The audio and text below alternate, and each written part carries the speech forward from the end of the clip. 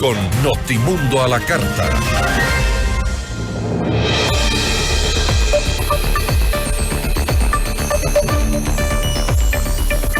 Este viernes, la Cancillería de Ecuador informó que el Servicio Federal de Control Veterinario y Fitosanitario de Rusia ha levantado las restricciones a 5 exportadoras de banano ecuatorianas.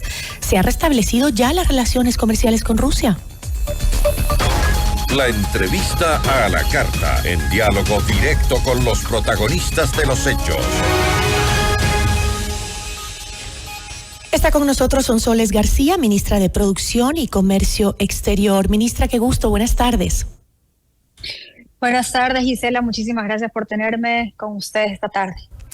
Ministra, Rusia había argumentado una presunta detección sistemática de una plaga conocida como la mosca jorobada y portadora del cólera en el banano ecuatoriano. Se trata de una plaga considerada peligrosa para Rusia y los países de la Unión Económica.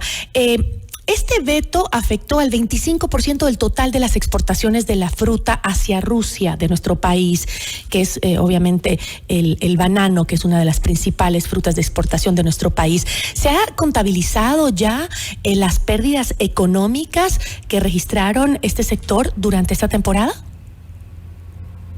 Bueno, quiero hacer primero hincapié de que el día de hoy se mantuvo una reunión a nivel técnico encabezada por el embajador de Ecuador en Rusia, el embajador Holguín, y el jefe de la oficina comercial de Ecuador, Luis Rivadeneira, con la agencia fitosanitaria para poder entender las necesidades y requerimientos de la agencia y por otro lado exponer todos los argumentos que ya había enviado a Agrocalidad hace semanas atrás.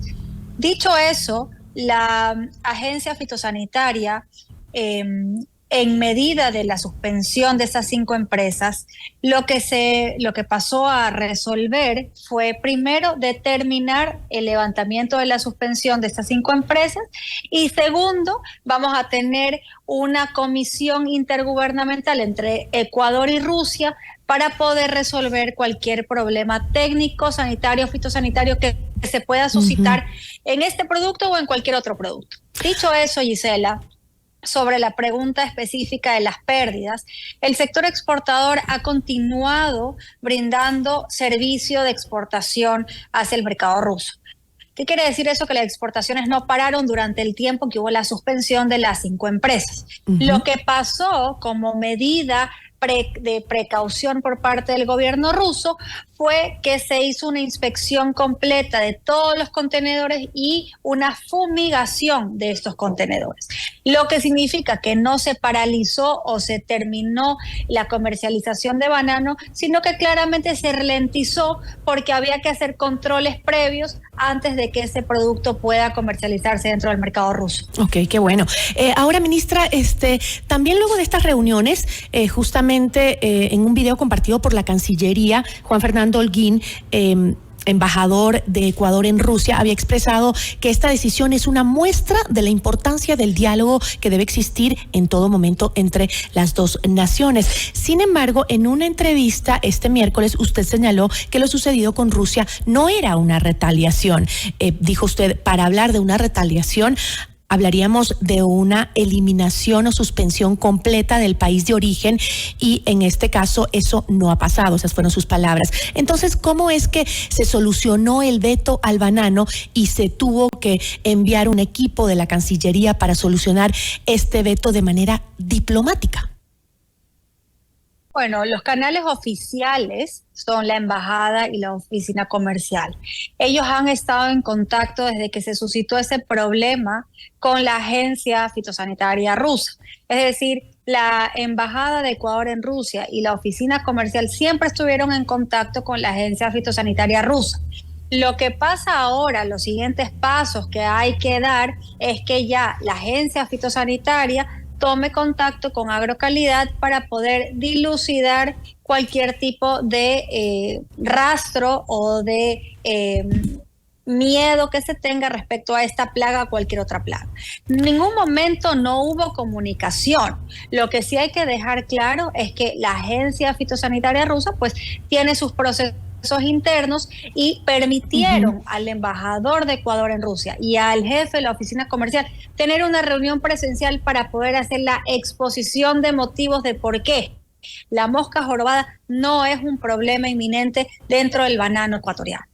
Pero además, ministra, cuando se dio este veto, la Embajada de Rusia en Ecuador había compartido una respuesta de la portavoz del Ministerio de Relaciones Exteriores de Rusia, María Zaharova, quien había señalado que en caso de transferir, ya refiriéndose a la polémica que se armó por esa transferencia de armamento, dijo, en caso de transferir propiedad militar de producción rusa a una tercera parte, Ecuador violará sus obligaciones internacionales y esto puede tener consecuencias negativas para nuestra futura interacción bilateral. Continúa, ministra, usted sosteniendo la tesis de que el veto al banano no se trataba de una retaliación por el acuerdo de transferencia de armamento de Ecuador a Estados Unidos.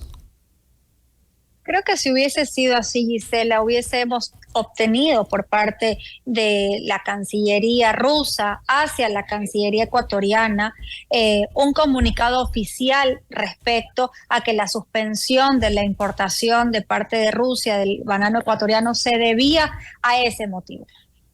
Nosotros podemos sostener, y hemos trabajado de forma articulada con el ministro de Agricultura y con Agrocalidad, para demostrar que técnicamente no hay ninguna afectación, sino de lo contrario, ¿por qué la agencia fitosanitaria accede a reunirse con los funcionarios ecuatorianos y a determinar que en efecto hay que abrir una comisión intergubernamental para poder dilucidar cualquier tema técnico? Porque así lo están tratando ellos, como un tema técnico, y yo creo pues que en los próximos días la persona encargada de poder responder cualquier pregunta adicional sobre las especificaciones técnicas tendría que ser Patricio Almeida, director de Agrocalidad, que una vez que tenga las reuniones con la agencia fitosanitaria rusa la próxima semana pueda dar mayor información a la ciudadanía de cómo se vienen desvirtuando esos argumentos en contra del banano ecuatoriano. Entonces, ministra, ¿no existe un riesgo para las exportaciones de productos ecuatorianos hacia Rusia?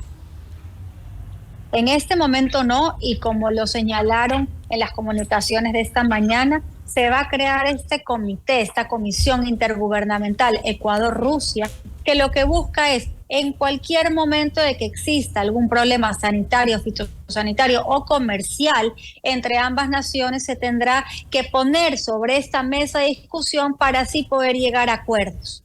¿Y qué sucedió con otras alertas que se levantaron, como la que fue levantada hacia las flores también ecuatorianas?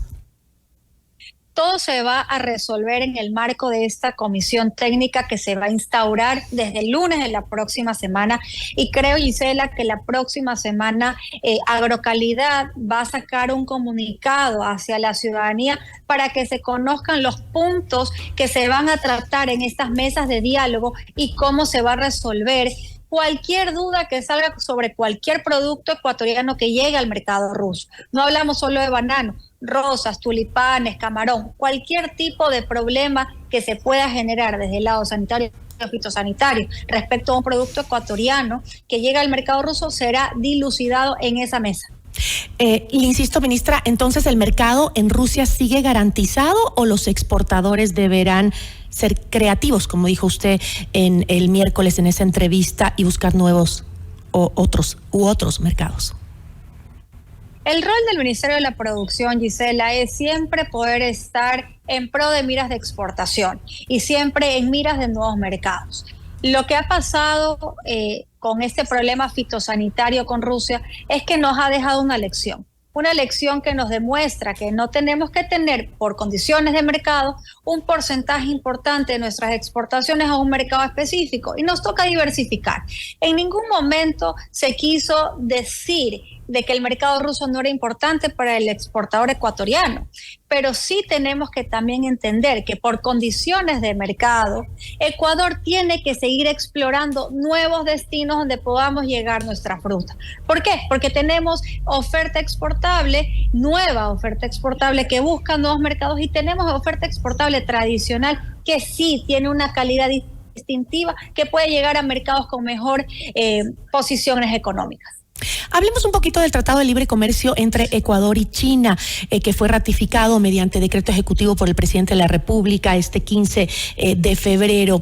¿Cómo se asegura que este tratado no afecte a la producción local, ministra? La garantía de un tratado de libre comercio es que tenemos, primero, equipos negociadores expertos.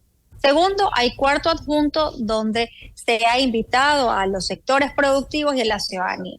Tercero, tenemos 828 subpartidas excluidas dentro del acuerdo comercial.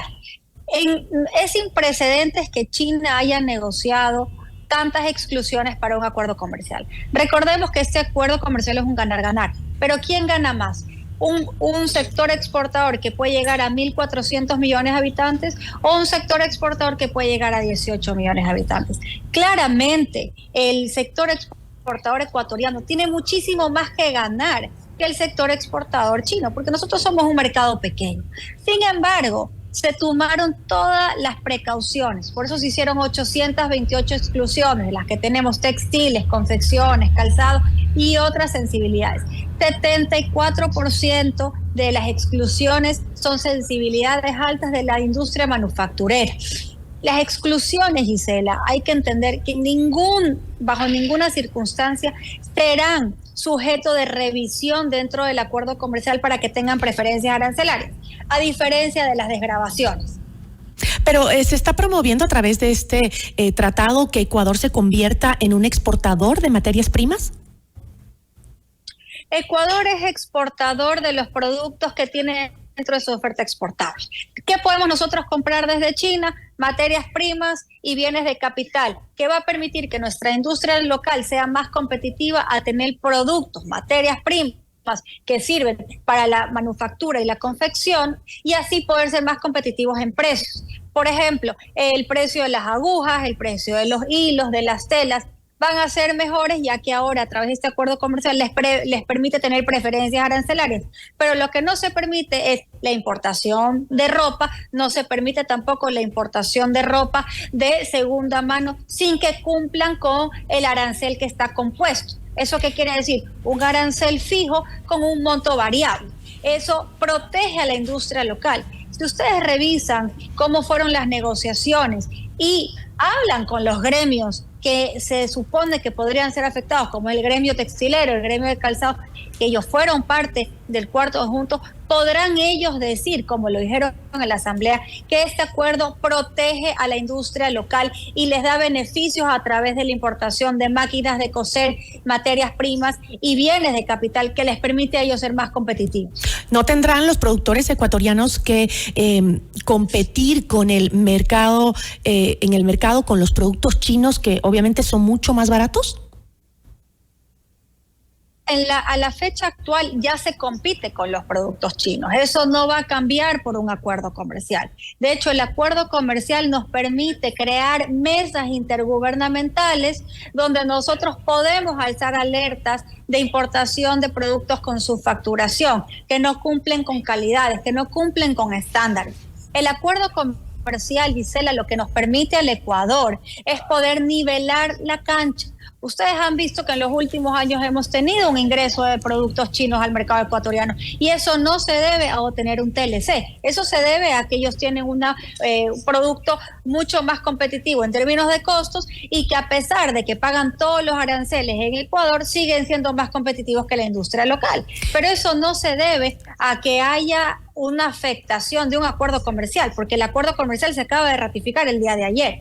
Entonces, hay muchas cosas desde la política pública, industrial local, que sí tenemos que trabajar nosotros desde el Ministerio de la Producción en articulación con el sector privado para permitirle a la industria local ser más competitiva. ¿Cuándo entrará ya en vigencia el acuerdo? Según lo que me comentó el día de hoy la Cancillería, el día de ayer se intercambiaron notificaciones con la Embajada de China para que el acuerdo comercial no entre en vigencia dentro de los 60 días, sino que sea antes. Ellos estarán por confirmarnos los días en los que ya se podrá empezar con la aprovechamiento e implementación del acuerdo comercial, que será menor a los 60 días que teníamos previstos. Ministra, muchísimas gracias. Muchísimas gracias, Gisela, y a toda la ciudadanía por escucharnos esta tarde. Muy amable. Nos acompañó la ministra de Producción, Comercio Exterior, Sonsoles García. Regresamos en instantes con Gisela Bayona en Notimundo a la Carta.